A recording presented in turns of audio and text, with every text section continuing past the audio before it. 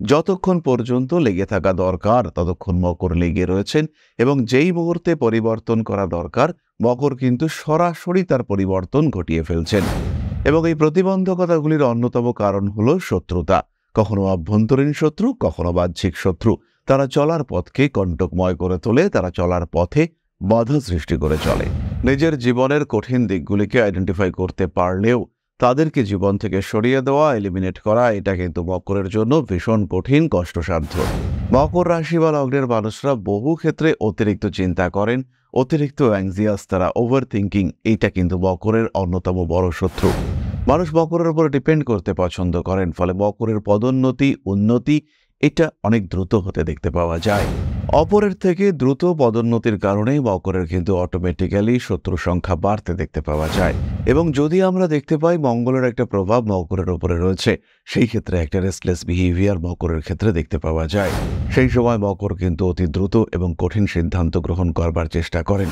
ইতিমধ্যেই আমরা জানতে পেরেছি যে এদেরকে আমরা চট করে নিজেদের জীবন থেকে দূরে সরাতে পারবো না, কিন্তু আমরা একটি কাজ করতে পারি, এদেরকে একটু ইনঅ্যাক্টিভ করে রাখতে পারি।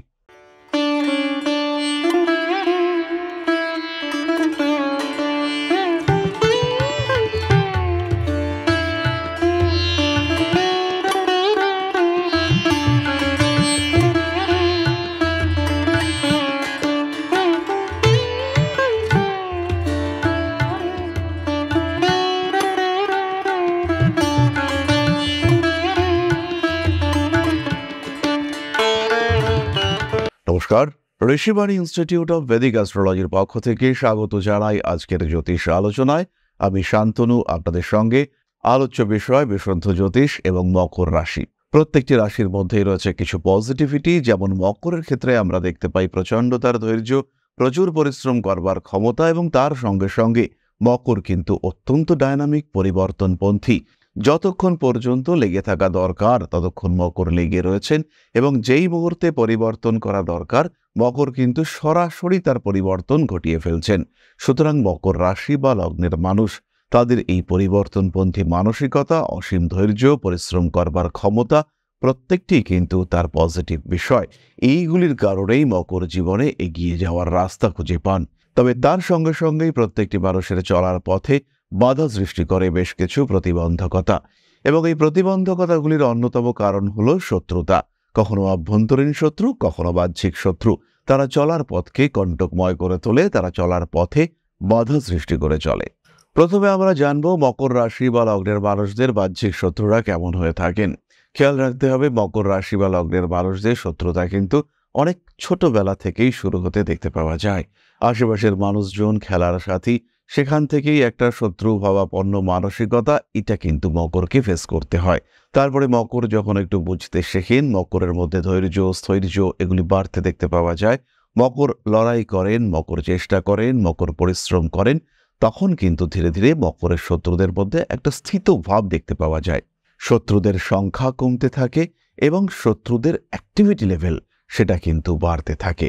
শত্রু সংখ্যা কম, কিন্তু যারা শত্রু তারা অনেক চক্রান্ত করে চলেছেন। কখনো প্রেমময় জীবনের ক্ষেত্রে, কখনো কর্মময় জীবনের ক্ষেত্রে এই শত্রুরা অ্যাক্টিভিটি প্রকাশ করে চলেছেন।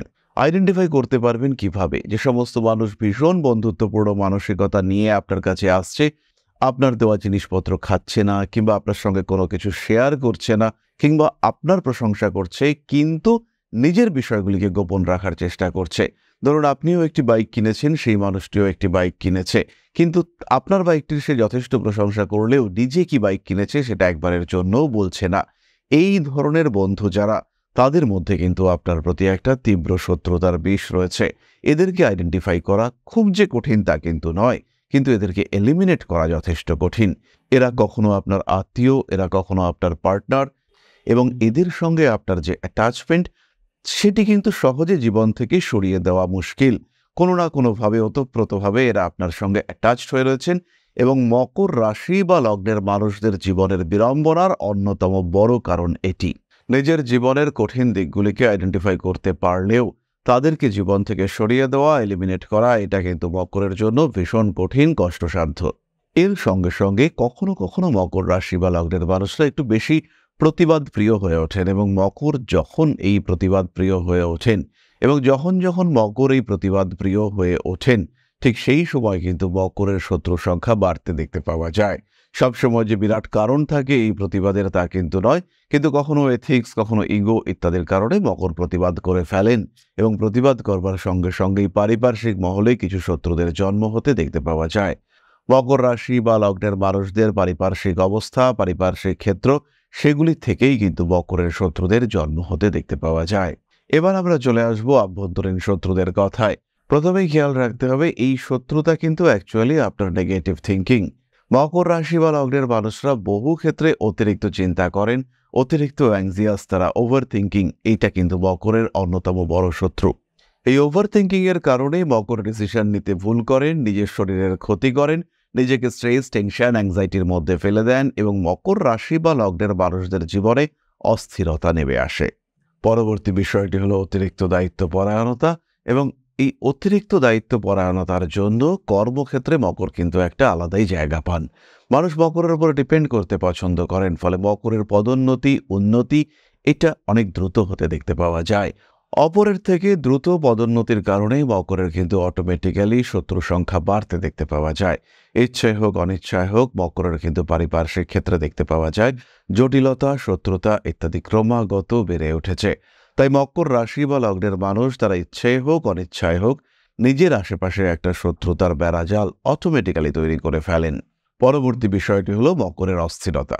চর প্রকৃতির রাশি এই মকর, এবং এর কারণে এর মধ্যে কিন্তু একটা অস্থিরতা দেখতে পাওয়া যায়। এবং যদি আমরা দেখতে পাই মঙ্গলের একটা প্রভাব মকরের উপরে রয়েছে, সেই ক্ষেত্রে একটা রেস্টলেস বিহেভিয়ার মকরের ক্ষেত্রে দেখতে পাওয়া যায়।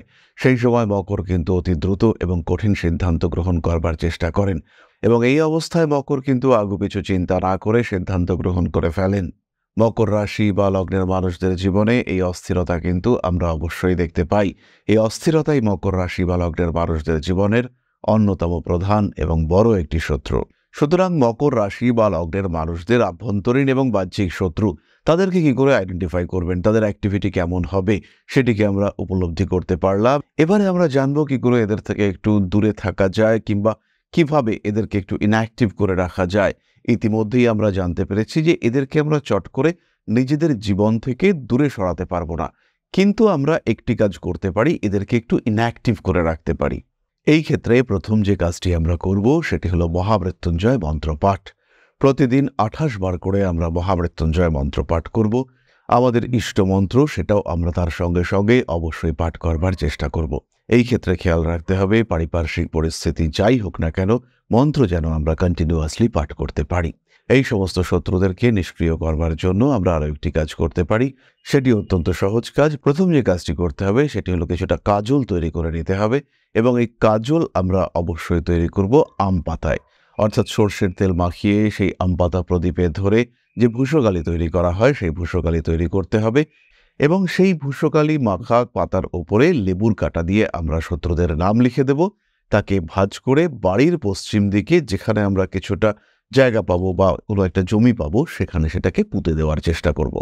এর মাধ্যমে কিন্তু শত্রুরা বেশ খানিকটা নিষ্ক্রিয় হবে। এর সঙ্গে সঙ্গে বগলামুখী স্তোত্র পাঠ সেটাও করা যেতে পারে। তাহলে এবার আমরা চলে আসবো আলোচনার পরবর্তী পর্যায়ে, অর্থাৎ আপনাদের প্রশ্নে জ্যোতিষের উত্তর। তবে তার আগে ছোট্ট একটি বিষয় আপনাদের সঙ্গে শেয়ার করতে চাইব। পরম ব্রহ্ম মিলন মঠ ও সেবাশ্রম অধ্যাত্ম, সেবা এবং প্রকৃতি পূজনে সম্পূর্ণ নিয়োজিত একটি সংস্থা। সম্পূর্ণ স্বেচ্ছাসেবী এবং সমাজ কল্যাণমূলক এই সংস্থা আমরা এগিয়ে চলেছি মানুষের পাশে দাঁড়ানোর লক্ষ্যে। এই প্রসঙ্গে দীর্ঘদিন ধরেই আমরা বিভিন্ন এলাকায় বেশ কিছু কাজ করে আসছি। আপনাদের সহযোগিতা, আপনাদের পাশে দাঁড়ানো, আপনাদের হাতে হাত মিলিয়ে এগিয়ে নিয়ে আসার চেষ্টা, আপনাদের সহযোগিতা, আপনাদের পাশে দাঁড়ানোর প্রয়াস, এই সমস্ত কিছুই আমাদেরকে এগিয়ে নিয়ে চলেছে। আমাদের পাথেয় হয়ে উঠেছে আপনাদের ভালোবাসা। বিগত বেশ কিছুদিন ধরেই আমরা বিভিন্ন অনগ্রসর এলাকায় কাজ করে চলেছি। কখনো আমরা শিশুদের মধ্যে শিক্ষা উপকরণ বিতরণ করেছি, কখনো আমরা পুজোর পোশাক বিতরণ করেছি, কখনো তাদের খাদ্যের ব্যবস্থা করেছি।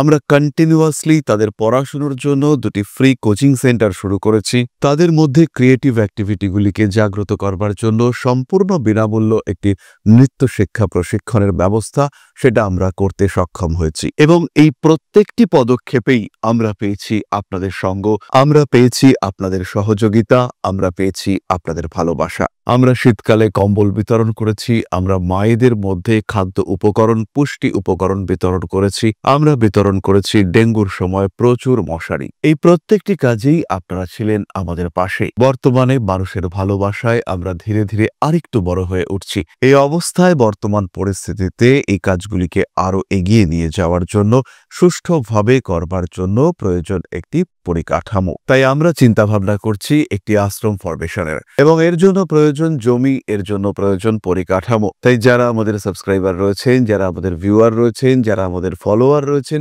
যারা আমাদেরকে ভালোবাসেন, যারা আমাদের পাশে থাকেন, প্রত্যেকটি সহানুভূতিশীল মানুষের কাছে আমাদের অনুরোধ, সাধ্যমতো সামান্য পরিমাণে আপনারা এগিয়ে আসুন।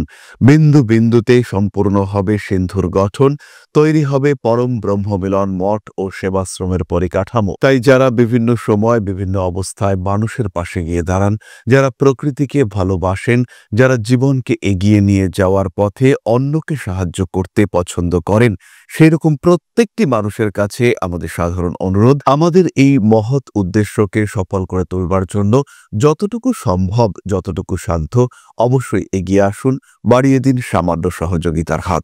অধ্যাত্ম, সেবা এবং প্রকৃতি পূজনের এই মহান কর্মে, মহান ব্রতে ব্রতী হয়েছি আমরা। আমাদের সঙ্গে হাতে হাত মিলিয়ে আপনারাও যতটুকু সম্ভব এগিয়ে আসুন। সবার প্রচেষ্টায় এই বিরাট কর্মযজ্ঞ সাফল্যমণ্ডিত হবে। সবাইকে জানাই অগ্রিম ধন্যবাদ। আমরা জানি আপনাদের সহযোগিতা আমরা পাবো। বেশ কিছুদিন ধরেই বহু মানুষ আমাদেরকে সাহায্য করে চলেছেন, কারণ আমাদের ইন্ডিভিজুয়াল সামর্থ্য অতি ক্ষুদ্র, তার মাধ্যমে এই মহৎ কার্যগুলিকে সম্পূর্ণ করা সম্ভব নয়। তাই প্রত্যেকের ছোট্ট ছোট্ট সহযোগিতার হাত আমাদেরকে এগিয়ে নিয়ে চলেছে। আমরা এগিয়ে চলেছি সাফল্যের লক্ষ্যে। আপনাদের ভালোবাসা এভাবেই আমাদের পাশে থাক, আমরা সফল হবই। তাহলে আবার আমরা চলে আসি মূল প্রসঙ্গে। আপনাদের প্রশ্নে আমাদের উত্তর প্রশ্ন করেছেন তৃষা দত্ত। জন্ম তারিখ 4-10-2005, জন্ম সময় 11:20 AM, জন্মস্থান কলকাতা। আমি কি জীবনে কিছু করতে পারবো? তৃষা, প্রথমে আত্মপ্রত্যয় বাড়িয়ে তুলতে হবে। জন্মকুণ্ডলী যথেষ্ট স্ট্রং। 2025 সালে স্বাস্থ্যের দিকে খেয়াল রাখতে হবে, এবং খেয়াল রাখতে হবে আরেকটু ডেভেলপমেন্ট, আরেকটু বেটারমেন্ট, সেটা পড়াশুনোর ক্ষেত্রে করা যেতে পারে। ক্রিয়েটিভ প্রফেশন তোমার জন্য ভালো, নাচ, গান, অভিনয় ইত্যাদির ক্ষেত্রে তোমার উন্নতি রয়েছে। জীবনে যথেষ্ট ইমপ্রুভমেন্টের জায়গা তোমার ক্ষেত্রে দেখতে পাওয়া যাবে। নিজেকে আরেকটু এস্টাবলিশ করার চিন্তা অবশ্যই করা যেতে পারে। উন্নততর চিন্তাভাবনা তোমাকে ভালো জায়গায় এগিয়ে নিয়ে যাবে, নিশ্চিত থাকা যায়।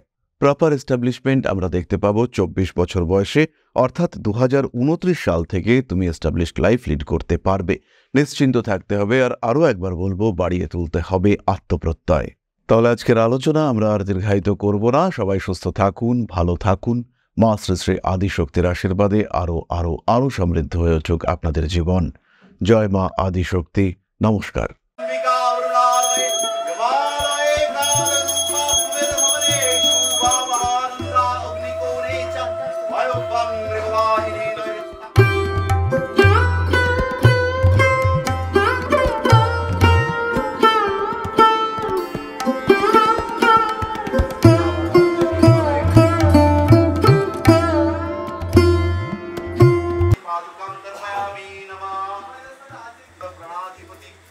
दक्षिणा कालिका परिषदाय स्वाहा।